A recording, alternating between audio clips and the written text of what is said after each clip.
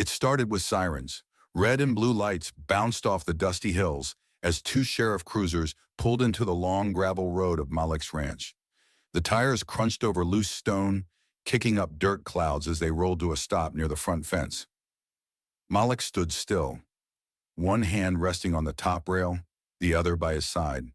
He wore worn-out boots, a faded flannel shirt soaked with sweat, and his wide-brimmed hat shaded a face carved by years of sun and work.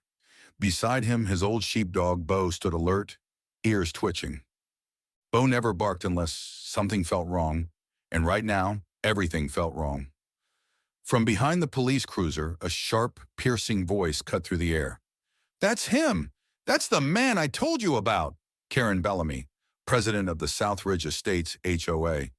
Perfectly ironed blouse, designer sunglasses, clipboard in hand like it was a weapon. She wasn't just walking toward the officers.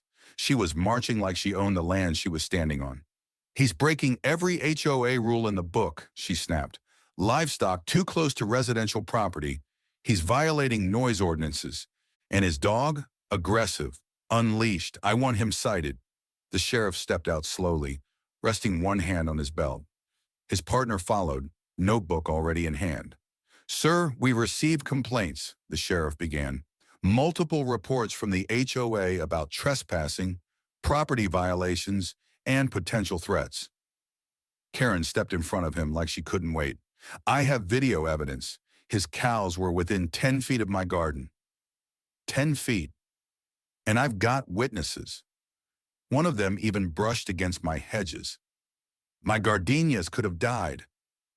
Malik didn't move, didn't flinch. He looked straight at the sheriff, then slowly took a step forward. "My land's been here for over 100 years, he said, voice low, calm. "I haven't moved an inch. The subdivision came to me." Karen scoffed, still holding her phone like it was a badge. "He's hostile," she said. "You see this? He's being confrontational, and I want you to do something before this gets worse." Bo let out a single, low growl. Karen stepped back instantly, nearly tripping over her own feet. "That dog is dangerous. You saw that. Arrest him and take that animal to a shelter." The deputy looked at Malik. "You mind telling us what's going on here, sir?" Malik tilted his head, wiped the sweat from his brow. "You came here on a complaint from a woman who moved next door 6 months ago and already called the cops on me 4 times. He paused, letting the silence hang. "This ain't about cows, and it sure ain't about a gardenia bush." The sheriff glanced at Karen. She was still fuming. "I have rights," she barked. "The HOA has jurisdiction." "No, ma'am," Malik said. "You got opinions and a whole lot of noise, but no power out here." The sheriff looked between them, unsure. Then Karen stepped forward again, this time pointing toward the barn. "There are at least 8 cows roaming unsupervised. It's a public safety risk." Malik smirked. Bo barked once, and just then, one of the cows let out a loud, long moo, followed immediately by a sharp scream. Everyone turned. One of Karen's HOA friends standing near the fence had jumped back in terror. "What the hell?" the deputy muttered. Karen ran over, heels slipping in the gravel. "Are you okay?" she shouted. "Did it touch you? Did it charge?" The woman didn't answer. She was pointing towards something behind the barn. The sheriff reached for his radio. The deputy's hand hovered near his holster. Malik didn't move, didn't blink. He looked straight at Karen, and in a voice that cut through the chaos, he said, "Lady, today you picked the wrong man to mess with." Malik Lawson wasn't just a man with a ranch. He was a legacy. His great-grandfather had cleared the first trees on this land with his bare hands. His grandfather laid the first fence posts. His father planted the hayfields that still grew under the Texas sun. Malik was the 4th generation to walk this dirt. Every tree, every trail, every cracked barn beam had a story. He didn't chase wealth. He didn't care about city noise or politics. His life was the land, and that was enough. Mornings started before sunrise. By the time most people sipped coffee, Malik had already checked on the cattle, repaired a fence, and walked 3 miles with his dog Bo at his side. At night, he sat on the porch with a book in one hand and a mug of black coffee in the other. Sometimes he'd play a little blues on his old guitar. Sometimes he just listened to the wind move through the grass. It was peace, and he earned it. But peace doesn't last when the wrong people move in. 10 years ago, Southridge Ranch had no neighbors, only open fields and blue sky. Then came the developers building luxury homes along the edge of Malik's property line. One by one, families moved in. Some were kind, like old man Raymond, who brought Malik pies during the holidays, or the Morales kids, who waved at Bo every time the school bus rolled past. They didn't care about cows or dust or the sound of tractors at dawn. They respected that Malik was there first, that his land mattered, and they let him be. But then came Karen Bellamy. She arrived in a shiny SUV with a nameplate that read, HOA board candidate on day one. Didn't say hello, didn't ask questions. She just started observing. Within 2 weeks, Malik got his first letter, a formal complaint taped to his fence. The barn roof is an eyesore, it read. It wasn't even visible from her house. Didn't matter. Then came the next one. Noise violation tractor before 8 a.m. Then another. Livestock odor exceeding acceptable range. Malik chuckled the first time, thought maybe she was just confused. But it wasn't confusion, it was control. Karen had a vision. Perfect lawns, quiet streets, HOA power over everything in sight. And Malik, he didn't fit her vision.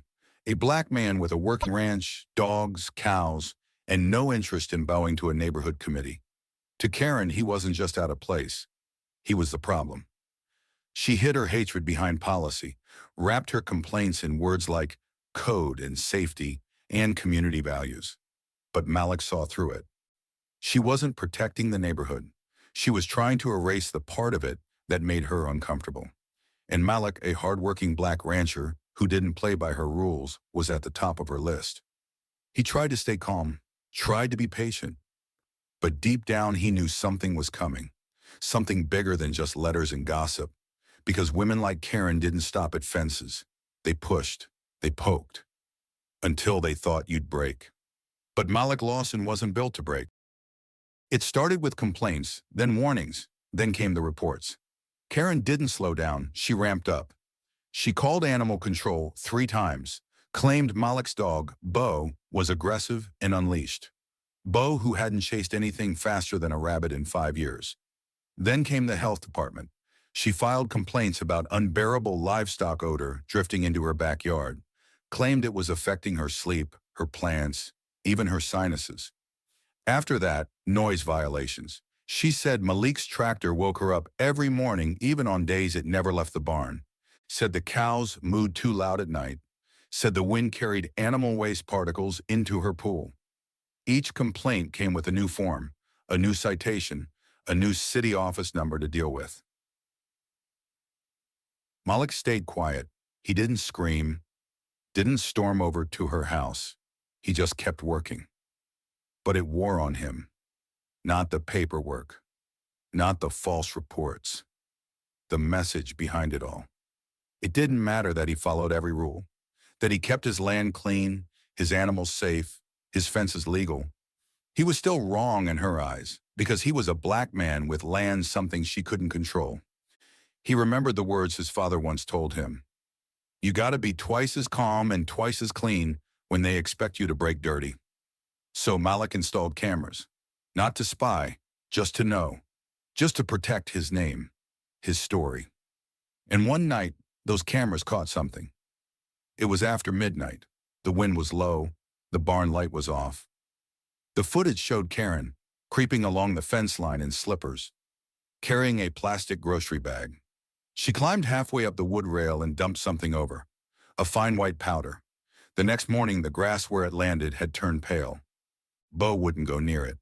Malik didn't say a word. He just saved the footage, marked the date, added it to the folder in his drawer, the one labeled just in case. That evening, he sat on the porch, coffee going cold in his hand, watching the sun set behind the hills. Bo lay at his feet, tail twitching in his sleep. Malik didn't feel angry. He felt tired. He had spent his whole life building peace, not just with animals or crops, but within himself. He worked hard, paid his taxes, kept to his own land. He thought if he just stayed quiet and respectful, the world would leave him be. But people like Karen didn't care about peace. They cared about control, about what made them feel safe. And to her, a black man with land, power, and no fear was a threat. That's what hurt the most. Not the letters, not the lies. The fact that no matter how calm he was, how right he was, it still came down to what she saw when she looked at him. Not a neighbor, not a rancher, not a man. Just a problem to be removed. Bo let out a small whine and nudged Malik's boot. Malik scratched behind his ear, eyes still fixed on the horizon. He wasn't looking for a fight, never had been. But this wasn't just about cows or noise, not anymore. It was about the right to exist, to live in peace without having to ask permission. And Karen had just crossed the last line. The morning after Karen's latest complaint, the sheriff came back. Another noise report, another livestock threat. This time she brought 2 more HOA members with her, all of them standing just outside Malik's fence, holding clipboards like weapons. Malik didn't say much, just leaned against the gate, arms folded, while Bo sat by his boots, eyes watching. The deputy walked over, same as before. "We just need to take a look around, Malik. Protocol." Malik nodded once. "Go on, I got nothing to hide." The sheriff stepped past the barn toward the east fence. Karen followed, heels crunching over dry dirt. She was already snapping pictures on her phone. That's a fence code violation, and that barn is way too close to the property line. Then something moved, a flash of shadow behind the hay bales. The sheriff raised a hand. "Hold up," he said quietly. Bo growled. From behind the stack of hay, someone bolted, thin legs, fast, barefoot. The sheriff's hand went to his holster. The deputy yelled, "Stop!" Malik moved faster than both. He ran around the barn and cut the figure off just before the open field. A teenager, black, maybe 15, covered in dirt, face scratched, eyes wide with fear. He froze when he saw Malik like a deer caught in headlights. Both hands raised. I wasn't stealing," the boy stammered. "I was just trying to sleep. That's all. Just sleep." Karen shrieked from behind the barn. "A trespasser? Oh my God, that's who's been hiding here? He's probably armed." She turned to the sheriff. "Well, do something." The sheriff didn't move. He was watching Malik. Malik held up a hand. "Easy," he said to the boy. "Nobody's gonna hurt you. You hungry?" The kid blinked, confused. "What? You hungry?" Malik asked again, softer now. The boy nodded slowly. "I haven't eaten since yesterday morning." Karen looked like she'd swallowed fire. "You're feeding him? He's a criminal. What if he has diseases?" Malik turned to her, calm but sharp. "He's a kid, a scared, tired, hungry kid. You see a threat. I see someone who needs help." Bo stepped forward, tail wagging low. The boy flinched at first, then slowly reached out and scratched behind his ears. Malik gave a faint smile. "Looks like you made a friend already." The sheriff stepped closer. "You got a name, son?" The boy hesitated, then whispered, "Jalen." The deputy pulled out his phone. "We'll need to check if he's reported missing." Jalen's eyes widened in panic. No, please, don't send me back. I'll run again. I swear I will." Malik crouched down beside him. "Why'd you run, Jalen?" The boy's voice cracked. "Foster homes, they don't care. They just shove food at you and lock the door. I was better on the streets." Karen folded her arms. "This is insane. You're harboring a runaway now? That's illegal."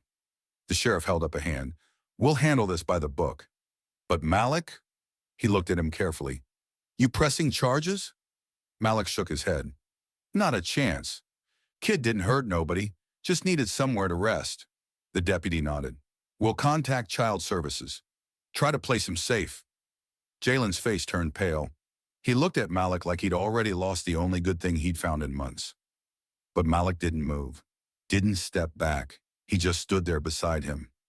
And for the first time in years, someone stood with Jalen too. 3 days after Jalen arrived, the black SUV pulled up. It was sleek, shiny, out of place on ranch dirt. A woman stepped out tall, sharp suit, heels sinking into the gravel. She held a thick folder and a badge. "I'm Agent Madison Kruger," she said. "Child Protective Services." Malik narrowed his eyes. She didn't smile, didn't blink. Behind her, Karen stood with arms folded and a grin already forming. "I called her," Karen said proudly. "This black man is harboring a runaway minor. He admitted it in front of police." Agent Kruger didn't even look at Karen. She locked eyes with Malik. "I need to speak with Jalen. Then he's coming with me." Malik didn't move. "You got a court order?" "I have state authorization," she said, flipping open a folder. Official-looking forms. Government seal. Still, something felt off. Too smooth. Too fast. Jalen stepped out of the barn, hands trembling. He froze when he saw the SUV. "You can't take him," Malik said firmly. "He's been safe here, fed, treated with respect." "That's not your decision," Agent Kruger replied. "He's a minor. You are not a guardian. This is official state business." Jalen backed away. "Please don't make me go back. Please." The woman's voice snapped like a whip. "Enough. You're coming with me." Karen's eyes sparkled with satisfaction. "This is what happens when you break the rules, Mr. Lawson." Malik clenched his jaw. He looked at Jalen. The boy was shaking. "You trust her?" Malik asked softly. Jalen hesitated, then slowly nodded. Malik stepped aside. "You're making a mistake," he whispered. Jalen climbed into the SUV. The door shut. The engine started. And just like that, they were gone. Karen clapped once. "Well, that's one less problem." But Malik didn't hear her.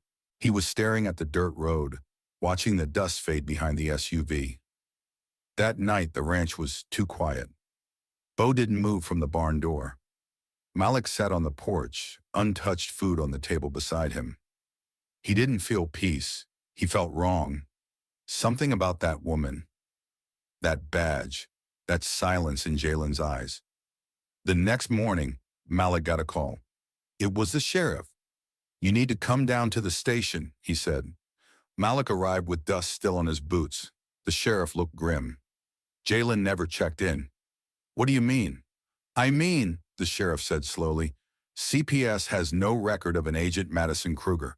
No transfer order, no pickup schedule. That woman wasn't with them." Malik's heart stopped. "You telling me she was fake?" The sheriff nodded once. "And now both she and Jalen are missing." Karen's name came up almost immediately. "We traced the contact form she used. It was through an HOA legal form. No verification. Just someone claiming they could move faster than the state." Malik's blood ran cold. "She handed him over to a stranger and smiled while doing it." The sheriff didn't argue. "We pulled traffic cam footage, got a plate on the SUV. It's already being shared with state federal teams." Malik's hands curled into fists. "Jalen trusted me." "We'll find him," the sheriff said. "But whoever took him, planned this." 2 weeks later, the Burnt Valley County courtroom was packed. Reporters, neighbors, HOA board members. Even Linda from Lot 7 came with a folding chair and a thermos of tea. Karen walked in like she was ready to win an election. Navy blue pantsuit, perfect hair, 2 lawyers trailing behind her, both in $1,000 suits and shoes that had never touched ranch soil. Across the aisle, Malik sat in jeans, boots, and a clean white shirt. No suit, no tie, just truth. Behind him sat neighbors. Bill, Linda, old Mr. Raymond, even the Morales kids' parents. Jalen's seat was empty. The judge entered. "Case number 2113, Southridge Estates HOA versus Malik Lawson." Karen stood up, voice sweet and fake. "Your Honor, we are here today not to stir conflict, but to preserve community standards. Mr. Lawson's ranch, while technically adjacent to our neighborhood, has negatively impacted our residents' quality of life. Noise, livestock runoff, and proximity to property lines have created tension and discomfort." Her lawyer added, "We request that all livestock be restricted from within 200 feet of any residential lot, and that zoning enforcement review Mr. Lawson's land use permits." The judge turned to Malik. "Mr. Lawson, your response?" Malik stood, calm, solid. My family has run Southridge Ranch since 1912. The land is zoned for agriculture. Every fence, every structure, every animal by the book. This isn't about cows. It's about a woman who lost a fight she started and now wants to rewrite the rules. Karen's lawyer jumped up. Objection! That's a personal attack. Overruled, said the judge. Mr. Lawson, continue. Malik pulled a USB drive from his pocket. This contains surveillance footage of Miss Bellamy trespassing on my land at night, dumping unidentified chemicals near my livestock. Gasps echoed through the courtroom. Karen's jaw dropped. That footage is under review, her lawyer stammered. Malik wasn't done. He pulled out printed screenshots. These are images of the same woman giving access to a fake CPS agent who abducted a minor from my ranch. Another wave of murmurs. Linda stood up. I saw that woman too. She was parked outside for 2 days before she took the boy. Bill raised his hand. I got text messages from Karen saying Malik was harboring a threat. She bragged about calling in a contact to remove him. The judge leaned forward. Do you have those messages? I do, Bill said, holding up his phone. Karen turned pale. I didn't know she was fake. But you didn't check either, the judge said coldly. Did you verify her credentials with CPS? Karen opened her mouth, closed it. No, she whispered. Malik added one final blow. These letters, he said, placing a stack on the table, are testimonies from 6 neighbors, confirming Karen manipulated the HOA board to pass zoning changes without informing adjacent landowners. The judge tapped her pen against the desk. Miss Bellamy, she said, voice sharp now, did you attempt to use HOA zoning codes to force Mr. Lawson to move or alter his operations? Karen stood slowly. I thought it would protect property values. And did you contact an unverified third party to take custody of a minor? She had a badge. Enough, the judge snapped. She stood. This court finds that Southridge Ranch is in full compliance with zoning laws. The petition to restrict livestock is denied. Furthermore, due to the unverified facilitation of a custody transfer, this matter is being referred to the state attorney for formal investigation into abuse of authority and endangerment. Karen didn't move. Her lawyer sat frozen. Behind Malik, the room erupted. Claps, cheers. Linda wiped her eyes. Bo, waiting outside the doors, let out a bark like he knew they'd won. The judge turned to Malik. Mr. Lawson, your property and your character remain intact. Thank you for what you did for that boy. Malik nodded. Just doing what's right, ma'am. As people stood to leave, Karen sat frozen, all eyes on her, the woman who tried to break a black man and failed. Her power slipped through her fingers like dust, and for once she had nothing to say. The day after the court ruling, the sky turned orange with evening light. Malik sat on the porch, coffee gone cold in his hand, watching Bo pace near the fence. Something didn't feel right. Then his phone rang. It was the sheriff.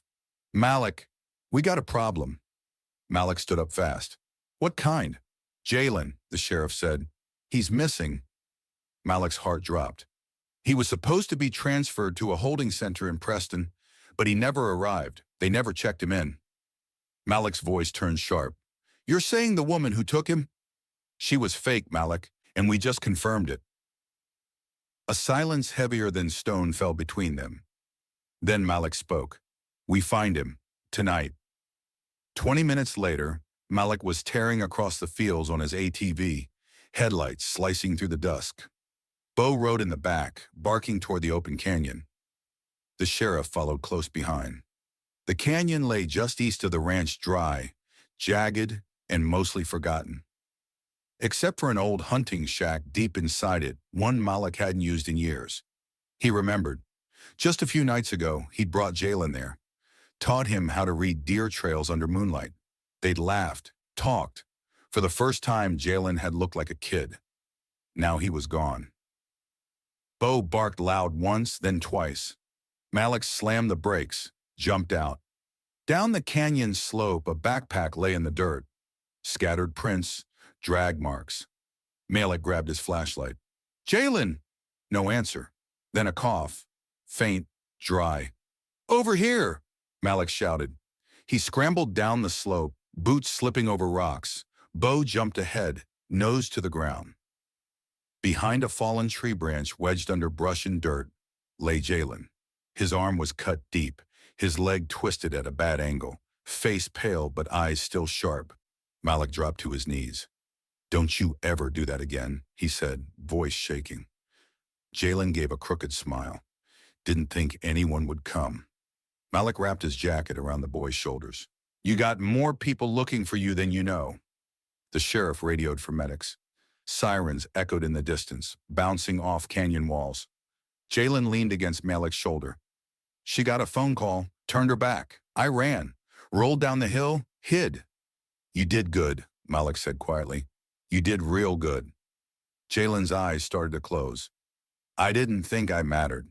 Malik looked him dead in the eye. "You matter, son. You hear me? You matter." 2 days later, Jalen lay resting in the ranch house, arm stitched, leg braced, safe.